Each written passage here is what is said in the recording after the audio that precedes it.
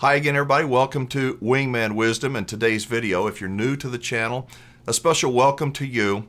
I am a former campground owner, a lifelong camper. I love nature and I love the great outdoors and connecting with people that enjoy that same passion. If you are interested in RVing, a macro picture of RVing, and you want some advice or some thoughts, learn some wisdom from somebody that's been in the industry a long time, owned campgrounds, been around campers my whole life. I've got quite a bit of experience and I welcome you. So if you like this kind of content, give us a thumbs up and hit the subscribe button. Recently, I've done some videos, got quite a few responses, and I'm going to respond to your responses. So let's start out with the one that I did about avoiding big chain dealers. There's a lot of reasons to avoid big chain, the national chain dealers. And we're going to put that video up at the close of this video. You know, when I say goodbye and those video things pop up, click on the one that says avoid the big chain dealers. Jonathan wrote in, and one of the things I talked about in that video was about RV inspections.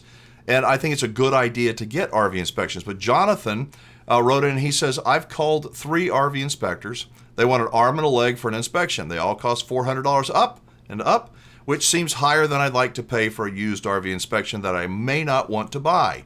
However, I do recognize the value of having an expert look it over. It's just expensive to think that you may have to pay for a few inspections before you find one they say is a reasonably problem-free RV. Thank you, Jonathan, for your comment and your input. And about RV inspections. RV inspections are required when you purchase a house, right? Your mortgage lender is going to require the house to be inspected. And usually it's a big old long list of stuff. It may be very minor stuff, but some of it may not be minor. The mortgage lender and you should want to know about that.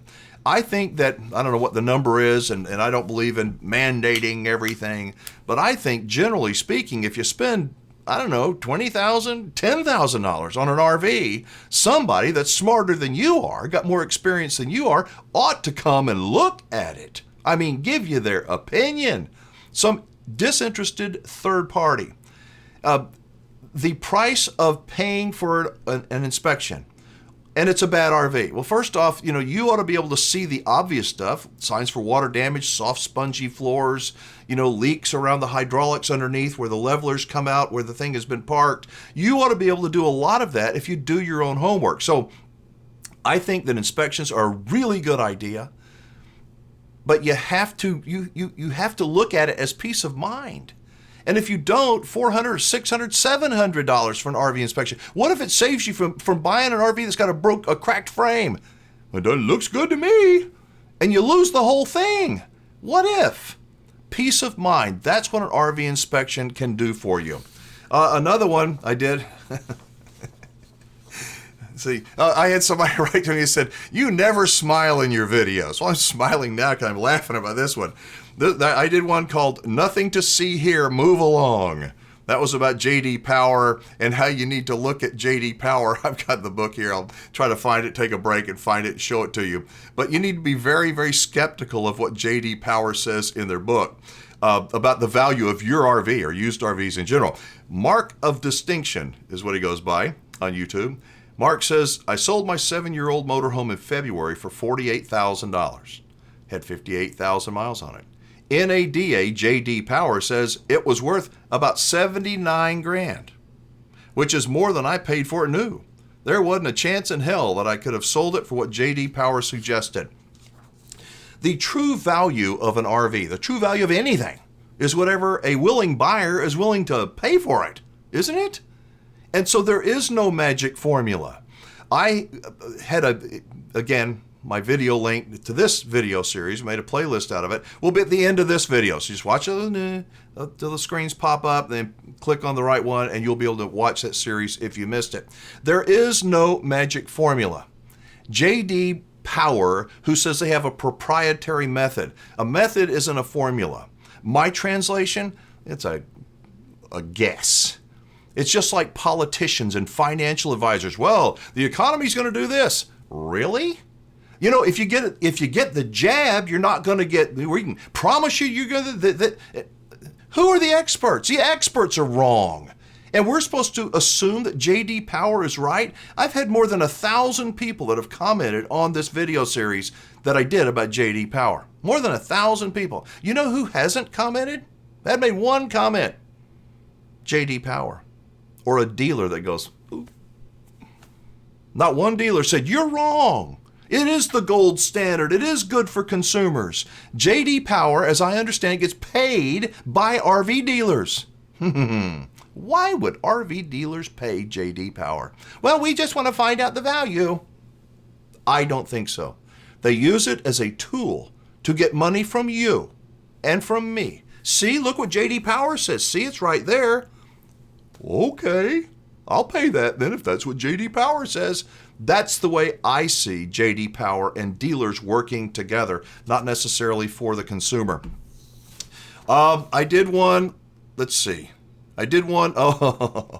Camping World calls Camping World. Here we go again. As you know, I'm not a big fan of national chain dealerships, especially not a fan of Camping World. While they have beautifully produced TV commercials, and boy, it just sounds so good. They got that big American flag. Who can say no to the big American flag, right? Well, Camping World and the other big national chains, in my view, are the best of the best at figuring out every way to push your button. Push it there, push it there, push it there, and manipulate you to give them as much of your money as possible, even if you don't need to. Even if what they add to the purchase price in the paperwork is not required. When Camping World and these big chain dealers, and maybe even some small dealers, but primarily the big boys, they're so good at helping you dig your own financial grave. They literally do. And people go in there, these unsuspecting people. That video that I did, hundreds and hundreds of comments. I played a few different phone calls from people that are, some of them are just heartbroken. I can't believe they do this to us. They're heartbroken. Other ones are at the other end of the spectrum. They are so angry and so pissed off and so ready to sue, and they feel like they've been robbed. And I think rightfully so, many, many times. So a link to that video, as I say, like the other one, it's going to be at the end of this. Just look for the panel, and it will say, Camping World, here we go again. But my thoughts on Camping World are that they are not there to be your friend. They are there to sell you something right now. A new RV, a used RV, get you to consign your RV. They are great at making beautiful commercials. Wouldn't it be nice if for $5 a day, you saw that commercial, I haven't seen it in a couple of weeks, but for only $5 a day, you too can become an RVer. I mean, you could kind of become an RVer. You're going to have some insurance. Are you going to have travel? Are you going to maintain it? What kind of credit score do you have? $5 a day? It's not true. I mean, it is true technically, but practically not so much. So Camping World has gone from selling new RVs, and they still sell new RVs, to focusing on used ones. We're going to consign your RV for you. Hey, Good Sam consignment. We're going to even rent your RV out for you. They've come up with all these different, we want to buy your used RV. Why is that? Why is it? Is it suddenly because the used RV market is so hot? Or do you think they're going, hey, there may be an income opportunity here? We not only screwed a bunch of people, we not only made a good profit off these people going in, now when they get out of the RV side of the business, when they want to get out, we're going to make money off them there too. I mean, that's what a greedy corporation does, right? It's capitalism. That's what it's all about. So anyway, I'm still not a big fan about Camping World. If you have a Good Sam ESP, please, and there's still some policy left. If you bought a 6-year plan and you've only used it for a year, you paid for it already up front. It's in your loan. Yes, it is. And they could have charged you pretty much whatever they wanted, $3,000, $7,000, $9,000. They can add on just about whatever they want to, I mean, within reason. And that is money that is your money, and you can get it back. So you can cancel your ESP, get your money back. A link to that is in the description below. All you got to do is click the word description under this YouTube video, and it will pop up along with all the people that I do consulting work with. But down there, you'll find how to cancel your Good Sam ESP. I suggest that you look at doing that if you're trying to save some money. And who doesn't want to save money? You can always buy another ESP for less money in the open market. In fact, I got an email from somebody the other day that was asking, well, why should I cancel my Good Sam ESP? And I'm thinking, oh, you got to be kidding. Either you're not listening, or you haven't watched any of my videos, or you just don't understand it. I can't take the time every single week to give you every reason why I don't think a Good Sam ESP is good for the consumer. But you're going to have to figure that out on your own. Most of the people I talk with go, I had no idea. They made me think that I was an idiot if I didn't buy that thing. So again, you can cancel your Good Sam ESP. You'll find that link down below in the description. I want to close by saying that you guys are so important to me. Whether you subscribe to the channel, I hope you will, or not, your comments are so thoughtful. I read every one of them. They're so helpful to me. They make me go, I never thought of that. Seriously. And I'm always trying to think, what do I not know? What do I think I've got so much conviction of? And somebody will post something, somebody far wiser than me in the comments. I'm like, they're dead on right. And if that's you, thank you, because that's the kind of people that we have that watch these videos. If you are a little bit timid, you don't want to make a comment, I suggest that you read the comments and engage with others. If you have a problem or a situation, most of the people that watch these videos are not spammers and they're not hypercritical. Most of them are older and most of them are men. Not all of them, but most of them are men. And they can articulate themselves pretty well. They don't get into the name calling and complaining and poking, their finger in your eye. They're pretty nice people. So I want to thank each and every one of you. Now, going back to the way I started it, an empty seat, an empty desk can get a C. Remember that? My daddy used to say that growing up. And in school, pretty much if you were just an average person, you didn't have to do much homework. You get a C. You pass most tests. I mean, you don't have to be a genius, but you're not going to get an A, but you're not going to get a D or an F. You're just going to get a C. That's what he meant by an empty desk can get a C. If you do your homework as an RVer, everybody wants to get an A, right? I mean, you want to make the best decision possible. You want to buy the best RV at the best price from the best dealer and make the fewest mistakes. That is natural. Let me give you some bad news. The best you're going to do, no matter how much homework you do, is a C. A C. What? Most people don't even get a C. Most people get a D or an F. It's just they don't know it yet. 6 months after they bought the RV or a year after they bought the RV, they're going to go, oh my God, I didn't know about the this and didn't know about the that. And that's when they realize they got a D or an F. If you do your homework, you're going to get a C. Now, I don't want to discourage you from doing homework. A C is good. If you really do your homework and take a couple of years to do it, and you look at all the different angles, you might get a B, maybe.